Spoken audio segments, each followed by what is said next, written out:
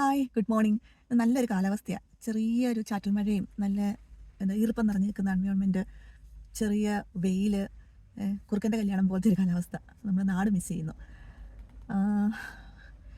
ഞാൻ ഇന്ന് രാവിലെ ഇരുന്ന് ആലോചിച്ചൊരു സബ്ജക്റ്റാണ് നമ്മുടെ ഈ ടീനേജ് കുട്ടികളോട് എങ്ങനെ നമുക്കൊന്ന് ഓപ്പണപ്പ് ചെയ്യാൻ പറ്റും. അവരെങ്ങനെയൊന്ന് നമുക്ക് പറയേണ്ട കാര്യങ്ങൾ അവരോടൊന്നും അവരെങ്ങനെ ഒന്ന് കൺവിൻസ് ചെയ്യാൻ പറ്റും, അവരുടെ തലയിലേക്ക് എങ്ങനെ ഒന്ന് കയറ്റാൻ പറ്റും എന്നുള്ളത്.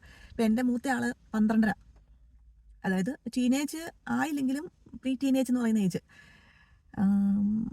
അവൾക്ക് പല ഫേസുകളാണ്. ഇപ്പം ചില ഫേസിൽ നമുക്ക് ഭയങ്കര സപ്പോർട്ടീവായിട്ടും കെയറിങ് ആയിട്ടും തോന്നും. ചില ഫേസിൽ നമുക്ക് തോന്നും അവൾക്ക് ഇവിടെ വേണ്ട, അവൾക്ക് നമുക്ക് പേരൻസേ വേണ്ട എന്നുള്ളൊരു ഫീൽ തോന്നും. ചില ഫേസിൽ അവൾ ഒരു പേരൻറ്റിന് കൂടുതൽ പ്രാമുഖ്യം കൊടുക്കുന്നതായിട്ടും ഒരാളെ തള്ളി പറയുന്നതായിട്ടും തോന്നും.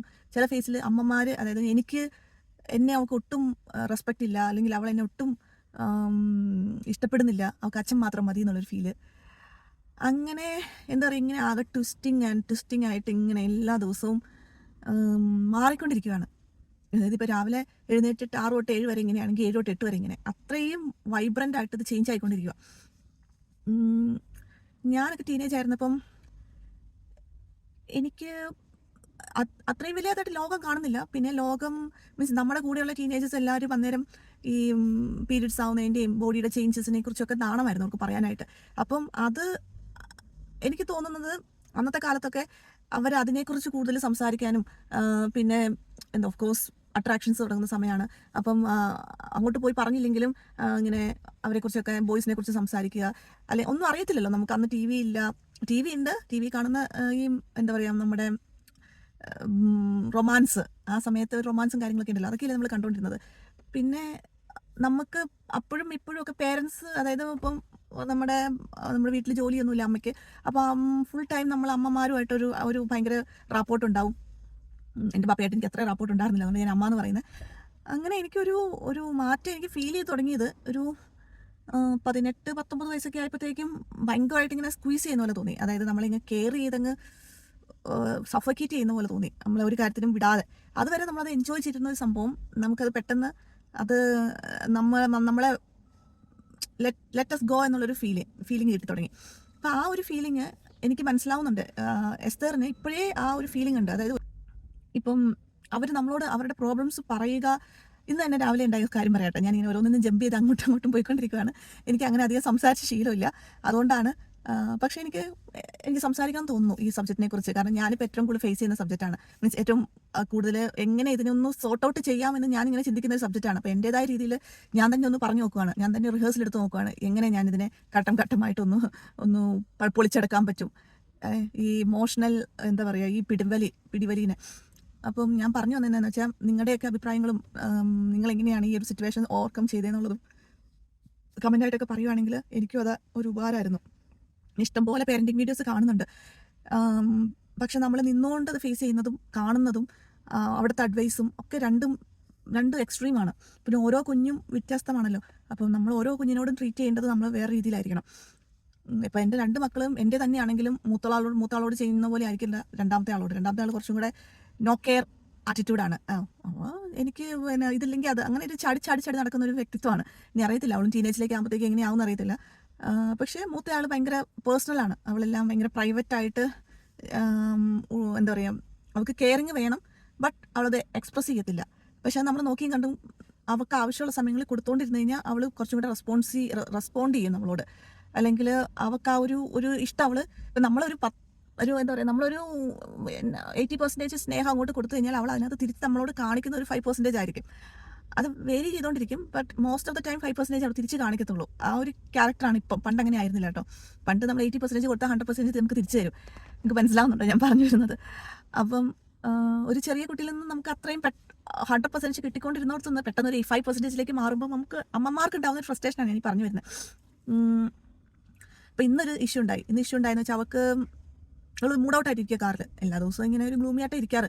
എന്നാലും ഞാനിന്ന് അങ്ങോട്ട് ചോദിച്ചു, നീ എന്നെ ഓക്കെ ആണോ, എന്തെങ്കിലും പ്രശ്നമുണ്ടോ?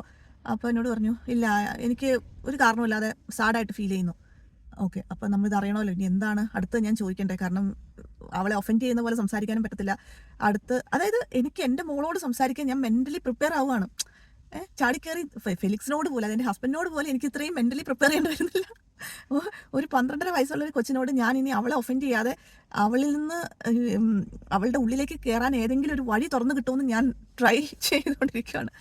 അപ്പം ഞാൻ അവളോട് ചോദിച്ചു, എന്താ പറ്റിയേ? സ്കൂളിൽ എന്തെങ്കിലും പ്രശ്നമുണ്ടോ? ഇല്ല, സ്കൂളിൽ പ്രശ്നമൊന്നുമില്ല. വീട്ടിലെന്തെങ്കിലും പ്രശ്നമുണ്ടോ? ഇല്ല, വീട്ടിൽ പ്രശ്നമൊന്നുമില്ല. പിന്നെ എന്നാ സങ്കടമായിട്ടിരിക്കുന്നേ?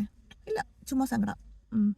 എന്നിട്ട് പാട്ട് പാടിക്കൊണ്ടിരിക്കുകയാണ്. അതായത് അവൾക്ക് ഇങ്ങനെ ചുമ്മാ ഇരിക്കാൻ പറ്റത്തില്ല. ഒന്നെങ്കിൽ ഐപാഡിൽ തന്നെ പല ടാബുകൾ തുറന്നിടും. ഒരു കാർട്ടൂണിൻ്റെ യൂട്യൂബിൻ്റെ ചാനല്, ഒരു പാട്ടിൻ്റെ ചാനല്, ഒരു പടം വരയ്ക്കുന്ന ചാനല്, ഒന്ന് ഹോംവർക്കിൻ്റെ ചാനല്. ഇത് സ്കൂളിൽ നിന്ന് കൊടുത്ത ഐപാഡാണ്. ഞങ്ങൾക്ക് പിടിച്ച് വാങ്ങിച്ച് വെക്കാൻ പറ്റില്ല. ഹോംവർക്ക് ചെയ്യുന്നതും സ്കൂളിൽ കൊണ്ടുപോകണം ഒക്കെ ഈ ഐപാഡിലാണ്. അപ്പം വേറെ ഫോണൊന്നും കൊടുത്തിട്ടുമില്ല, ഇത്രയും ഡിസ്ട്രാക്ഷൻസ് ഉള്ളതുകൊണ്ട് തന്നെ. ഇപ്പം ഈ സാധനങ്ങളൊന്നുമില്ല. വെളിയിൽ ഇറങ്ങി കഴിയുമ്പോഴത്തേക്ക് നെറ്റില്ലെങ്കിൽ വർക്ക് ചെയ്യത്തില്ല, സിമ്മൊന്നുമില്ലല്ലോ അതിനകത്ത്. അപ്പം സ്വന്തമായിട്ട് പാട്ട് പാടിക്കൊണ്ടിരിക്കും.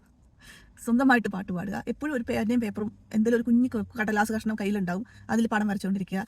ഇതൊക്കെയാണ് അവൾ ഇതൊന്നും ഇല്ലെങ്കിൽ ചെയ്തുകൊണ്ടിരിക്കുന്നത്. അതായത് അവോയ്ഡ് ചെയ്യുവാണ്. അതായത് നമ്മളോട് സംസാരിക്കാനുള്ള സാഹചര്യങ്ങളെല്ലാം അവോയ്ഡ് ചെയ്ത് അവളൊരു ഐലൻഡിലാണെന്ന് അവളെപ്പോഴും അവളെ തന്നെ എന്നെ റീഅഷ്യൂർ ചെയ്തുകൊണ്ടിരിക്കുകയാണ്. അപ്പോൾ ഞാനൊന്ന് സ്ക്യൂസ് ചെയ്ത് അകത്ത് കയറാൻ നോക്കിയിട്ട് ഒരു രക്ഷയില്ല. അവളിങ്ങനെ എന്താ തട്ടിക്കളഞ്ഞുകൊണ്ടേ ഇരിക്കുകയാണ്. അവസാനം കുറേ ചോദിച്ചു കഴിഞ്ഞപ്പോൾ അനോയിങ് ആയിട്ട് തോന്നരുത്. അവർക്ക് അനോയിങ് ആയിട്ട് തോന്നിക്കഴിഞ്ഞാൽ പിന്നെ അവരൊട്ടും നമ്മളോട് കമ്മ്യൂണിക്കേറ്റ് ചെയ്യത്തില്ല. അപ്പോൾ എനിക്ക് ആ ഒരു പേസ് എപ്പോഴും മെയിൻറ്റെയിൻ ചെയ്ത് അവളെ ഒരുപാട് ആൾ അറിഞ്ഞുകൊണ്ട് ആണ് കേട്ടോ. എന്തായാലും ലാസ്റ്റ് എന്നോട് അവൾ പറഞ്ഞു അവൾക്ക് മൂക്കടപ്പുണ്ട് 2-3 ദിവസമായിട്ട്. എനിക്കൊന്നും ഫീൽ ചെയ്തില്ല കേട്ടോ. സത്യം പറഞ്ഞ വർത്താനം പറഞ്ഞപ്പോൾ ഒന്നും ഫീൽ ചെയ്തില്ല. മൂക്ക് ചീറ്റുന്ന പോലും കണ്ടില്ല. ഒരു പ്രാവശ്യം പോലും മൂക്ക് ചീറ്റുന്ന കണ്ടില്ല. പിന്നെ ഞാൻ എങ്ങനെ അറിയും മൂക്കടപ്പുണ്ടെന്ന്? അപ്പോൾ മൂക്കടപ്പുണ്ട്. അപ്പം ഞാൻ ചോദിച്ചു, നീ എന്താ ഇപ്പോൾ ഷാള്? എനിക്ക് എപ്പോഴും ഈ രാജ്യത്ത് വന്ന പിന്നെ ടോൺസിലൈറ്റിസ് എപ്പോഴും കയറി പിടിക്കും ഷോളില്ലാണ്ട് വെളിയിൽ ഇറക്കി കഴിഞ്ഞാൽ. അപ്പോൾ മാക്സിമം അത്രയും ചൂടുണ്ടെങ്കിൽ മാത്രമേ ഷോൾ ഇല്ലാതെ വെളിയിൽ പോകത്തുള്ളൂ. ഇവിടെ എപ്പോഴും ഒരു തണുപ്പായിരിക്കും. അതായത് ഈവൻ സമ്മർ ആയിക്കഴിഞ്ഞാലും പെട്ടെന്ന് ഒരു പർട്ടിക്കുലർ ടൈം മാത്രമേ ഉണ്ടാകത്തുള്ളൂ ചൂട്. പിന്നെ രാവിലെയും വൈകുന്നേരം തണുപ്പായിരിക്കും. അപ്പോൾ ഞാൻ ഷോൾ ഇപ്പോൾ എൻ്റെ ലൈഫിൻ്റെ അല്ലെങ്കിൽ എൻ്റെ ബോഡിയുടെ പാർട്ടായിട്ട് എനിക്ക് ഷോൾ. ഞാൻ വേഗം നിർത്താമേ. അപ്പം ഞാൻ പറഞ്ഞു വന്നതിൻ്റെ സാരാംശം, അവള് ഇപ്പം ഷോൾ ഇടുന്നതിൻ്റെ ഇമ്പോർട്ടൻസിനെ കുറിച്ച് ഞാൻ പറഞ്ഞു കൊടുത്തു. എന്തുകൊണ്ടാണ് നമ്മളിടുന്നത്? ചിലപ്പം ഫാഷൻ മാത്രമല്ല നോക്കണ്ടേ. അവളിങ്ങോട്ട് പറഞ്ഞു, ഫാഷൻ ഇല്ലല്ലോ ഈ സമ്മറിൻ്റെ സമയത്ത്, ഇതൊരു ഫാഷൻ അല്ലല്ലോ എന്ന് പറഞ്ഞു. അപ്പം നമ്മുടെ പ്രൊട്ടക്ഷനോട് നമ്മൾ നോക്കേണ്ടതെന്നൊക്കെ പറഞ്ഞു. ഉപദേശിക്കുന്ന ഇഷ്ടമല്ല സത്യം പറഞ്ഞ ഈ പിള്ളേർക്ക്. അപ്പം അവർക്ക് ഇഷ്ടപ്പെടുന്ന രീതിയിൽ ഉപദേശിക്കാൻ നമ്മൾ എന്തുമാത്രം ട്രെയിൻഡ് ആക്കണം എന്നുള്ളതാണ് ഇവിടെ നമ്മൾ ചിന്തിക്കേണ്ട വിഷയം. അതേക്കുറിച്ചായിരുന്നു ഇന്നത്തെ ചിന്ത മൊത്തം. അപ്പം നിങ്ങളോടും കൂടെ ഷെയർ ചെയ്യാം. നിങ്ങളുടെ വ്യൂസൊക്കെ ഒന്ന് പറയുകയാണെങ്കിൽ ഈ ഒരു സ്റ്റേജ് ഒന്ന് പ്രോപ്പറായിട്ട് പാസ് ചെയ്യാൻ പറ്റും.